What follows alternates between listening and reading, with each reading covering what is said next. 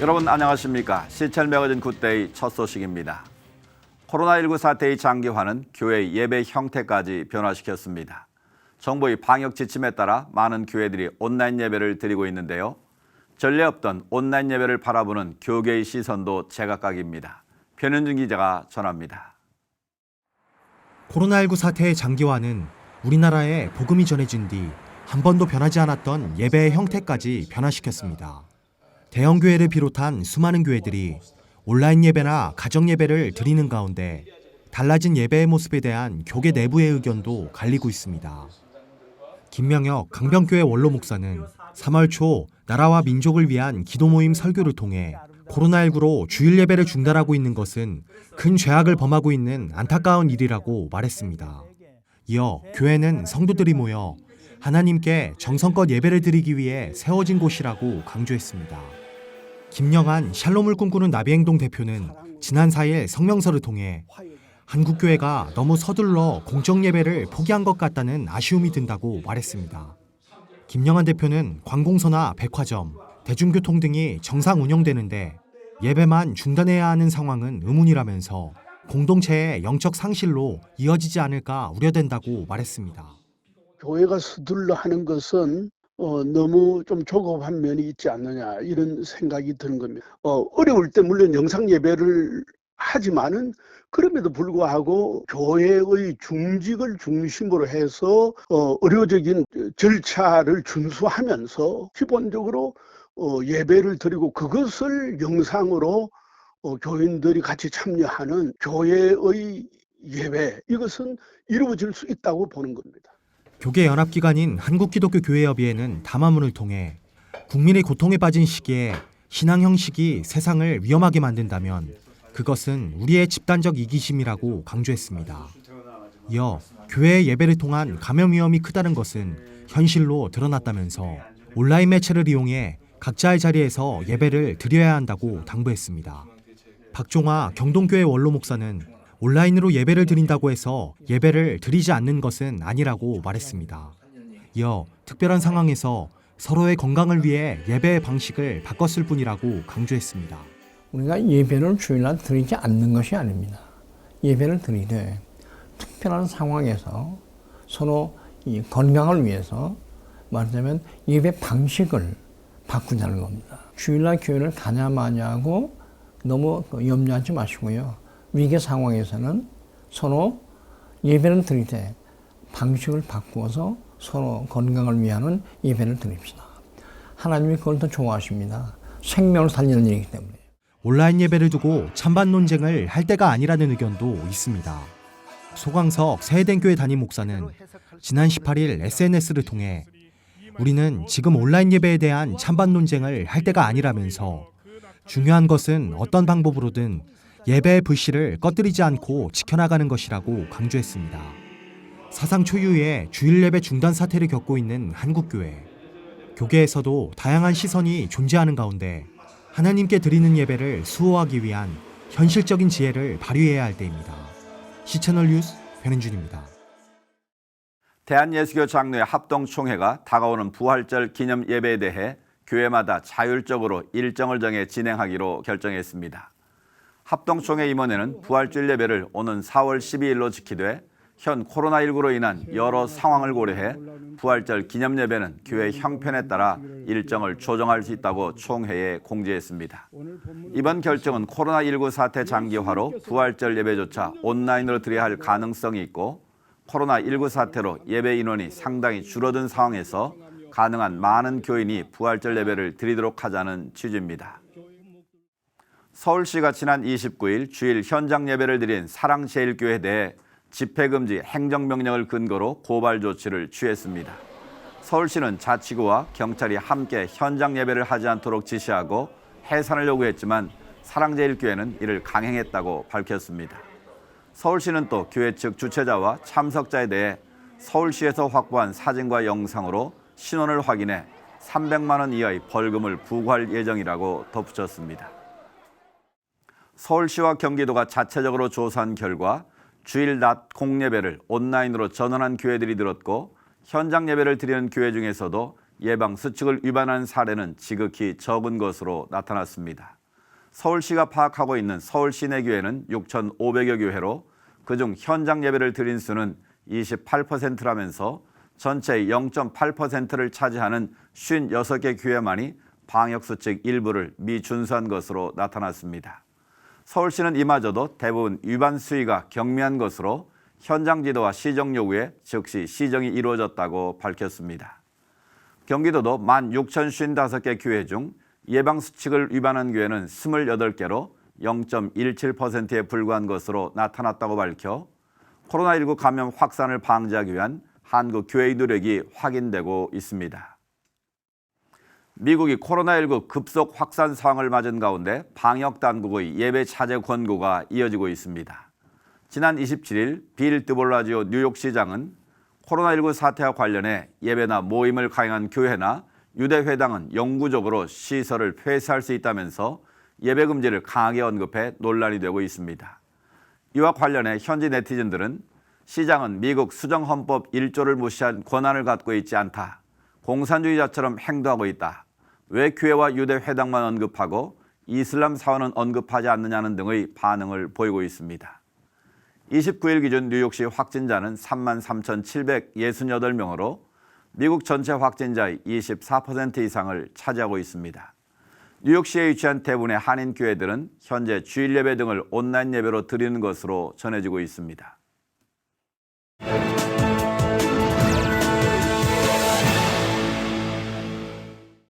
코로나19 확진자가 아프리카에서도 속속 나타나면서 아프리카 대륙 국가들이 모두 긴장하고 있습니다. 특별히 남아프리카 공화국 상황도 심상치 않은데요.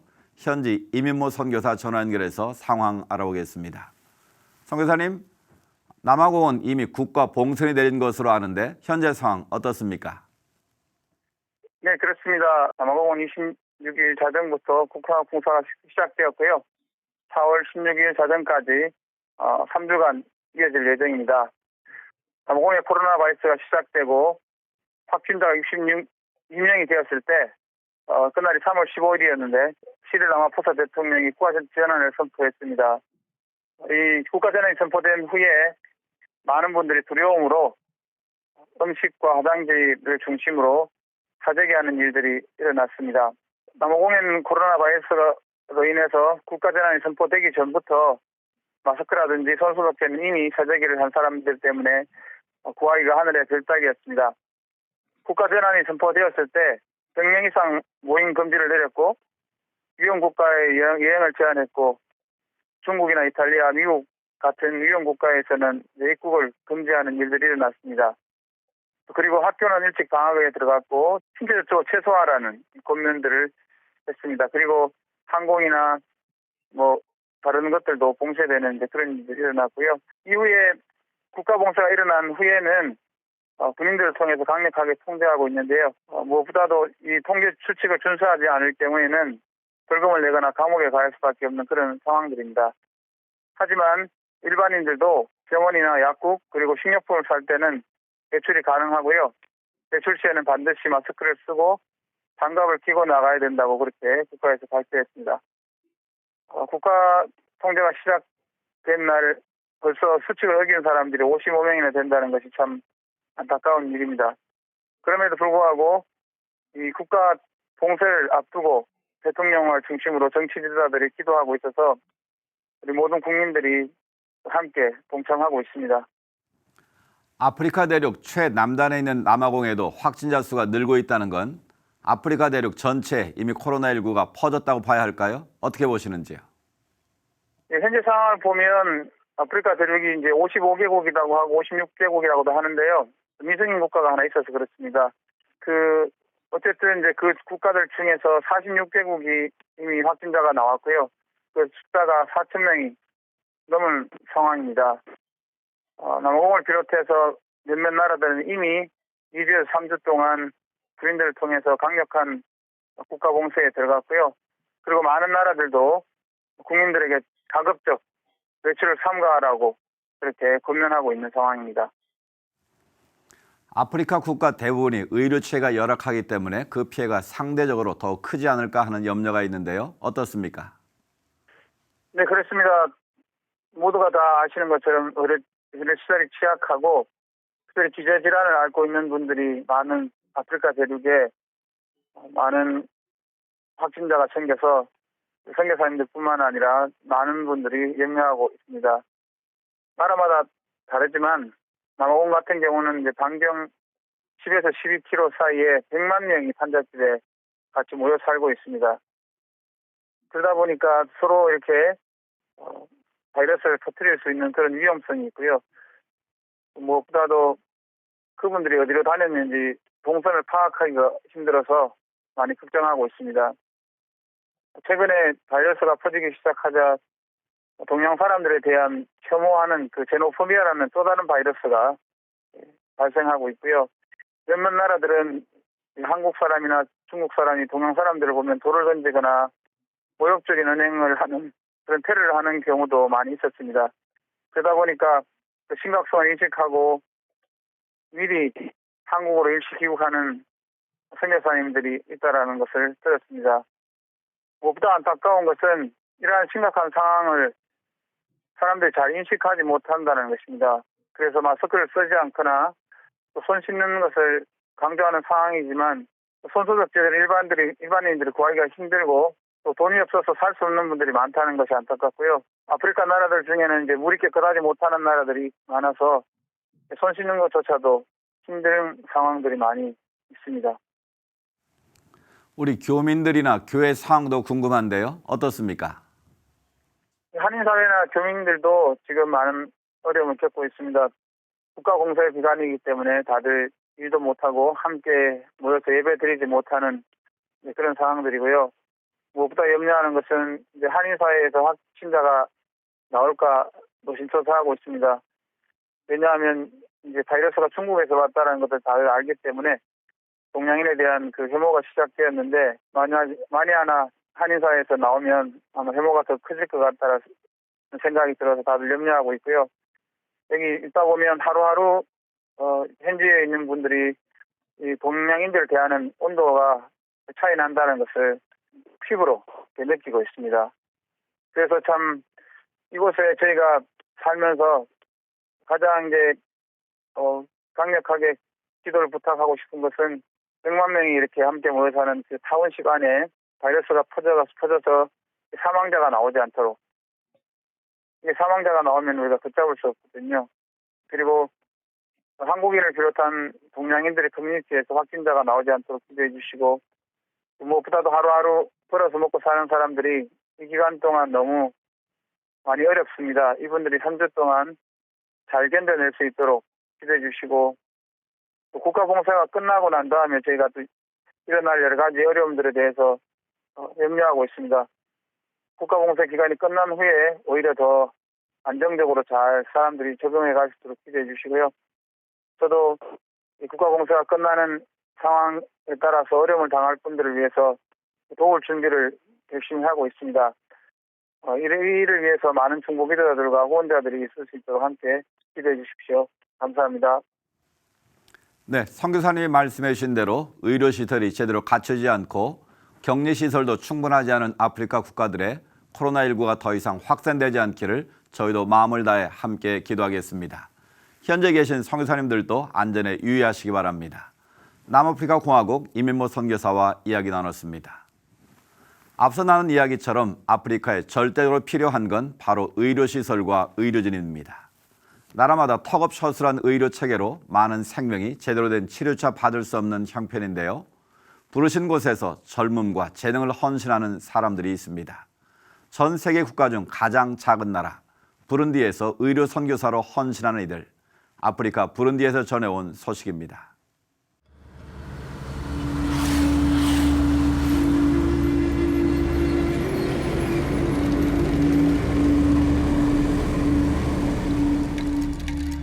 It's easy to miss on a map. Roughly the size of Maryland, Burundi is one of Africa's smallest countries. It used to be the third poorest in the world. Now it's number one. The average person here lives on less than $1 a day. In 2013, American Jason Fader moved his wife Heather and their 2 kids to Burundi to serve as a missionary doctor in this remote valley. Kibuye Hospital is about 3 hours outside the capital city. Between here and there is no surgeon. The majority, all except for me, of the surgeons in Burundi work in the capital city.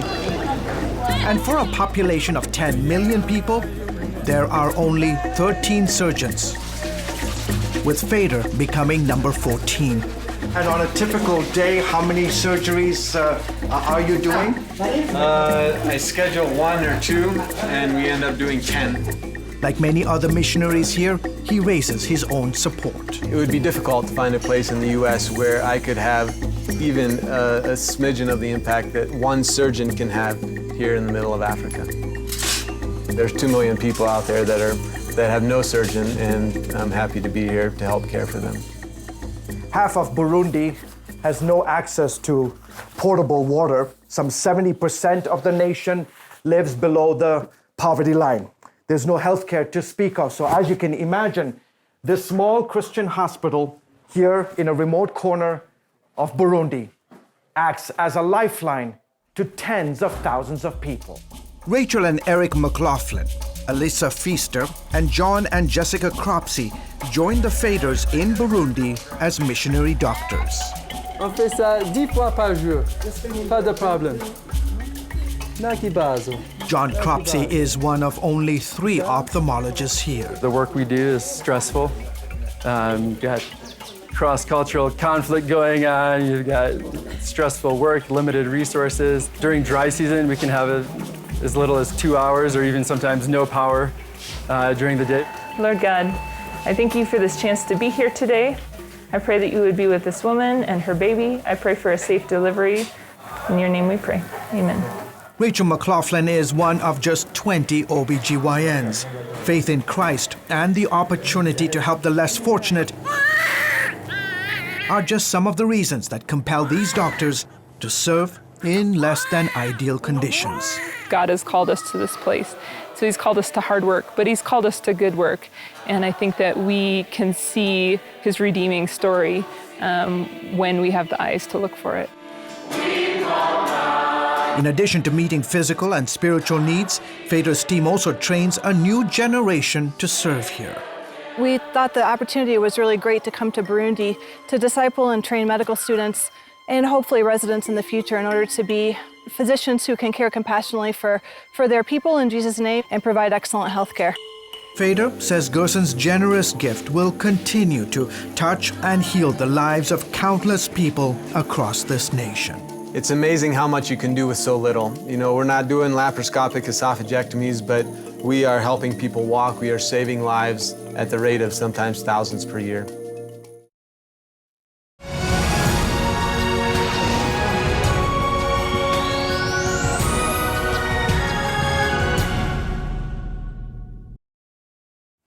코로나19가 계속되면서 이웃을 위한 다양한 나눔이 이어지고 있습니다.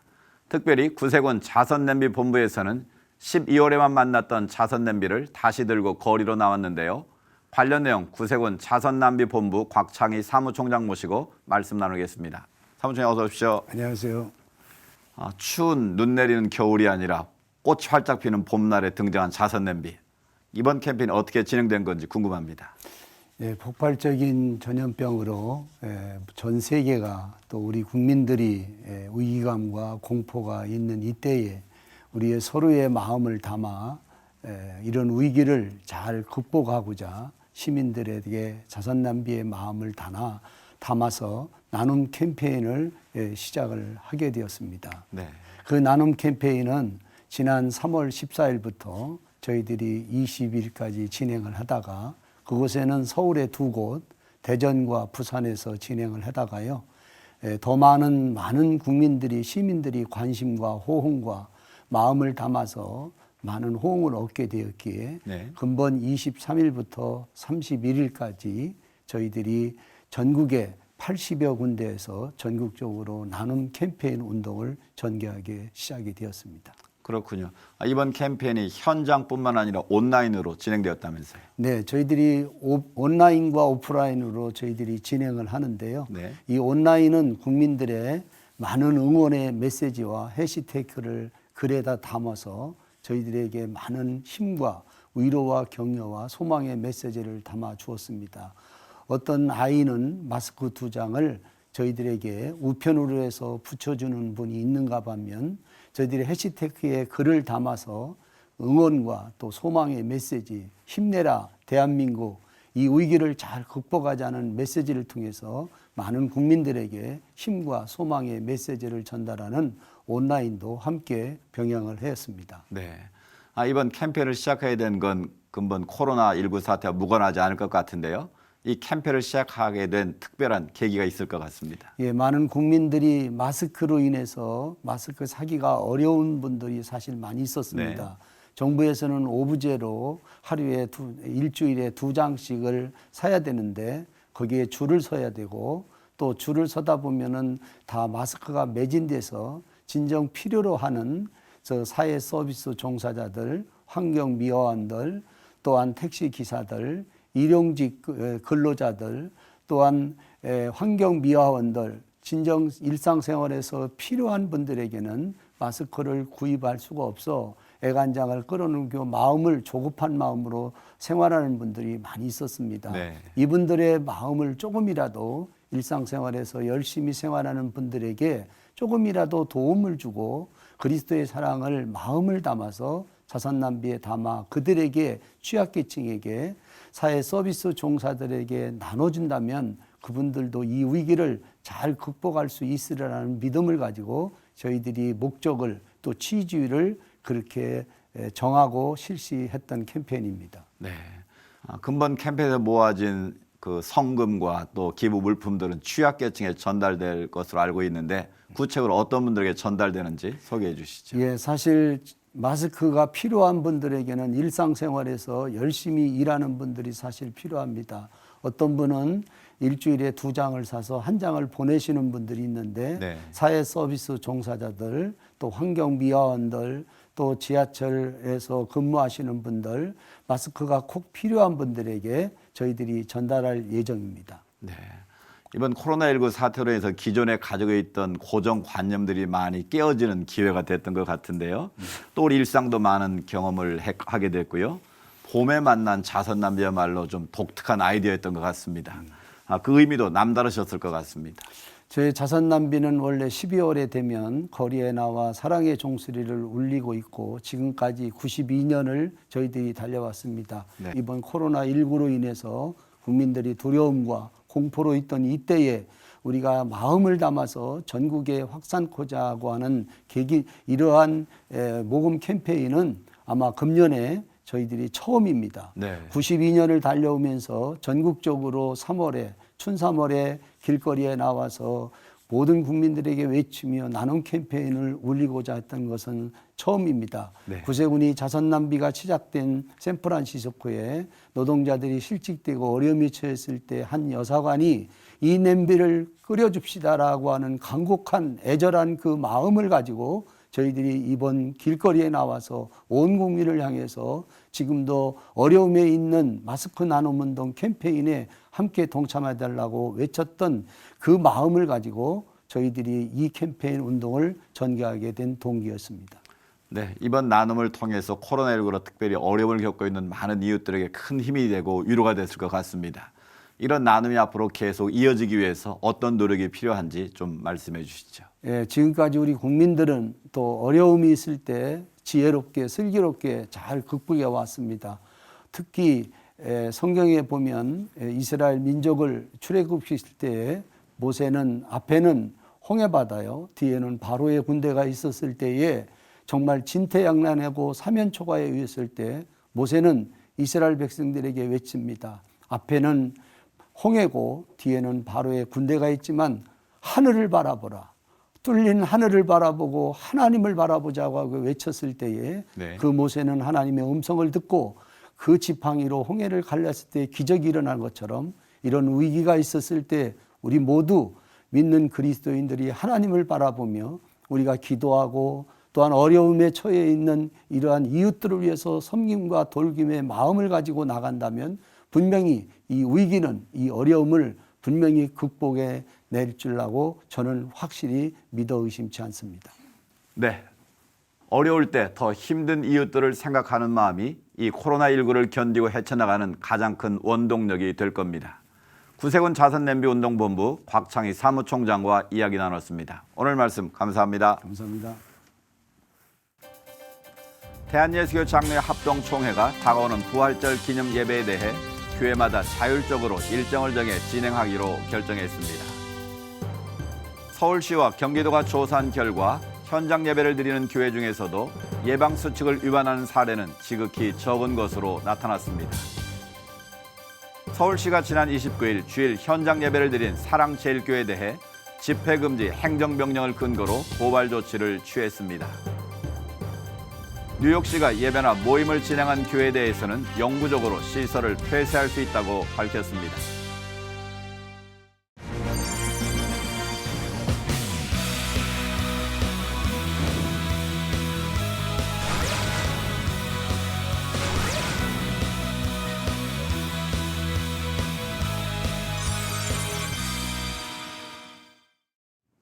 이제 4월입니다. 자연은 완연한 봄으로 온 땅에 생명력을 전해주고 있는데요. 하나님이 열어가시는 생명의 세계가 코로나19를 완전히 소멸시킬 수 있길 기도합니다. 시찰 매거진 굿데이 오늘 순서는 여기까지입니다. 시청해주신 여러분 고맙습니다.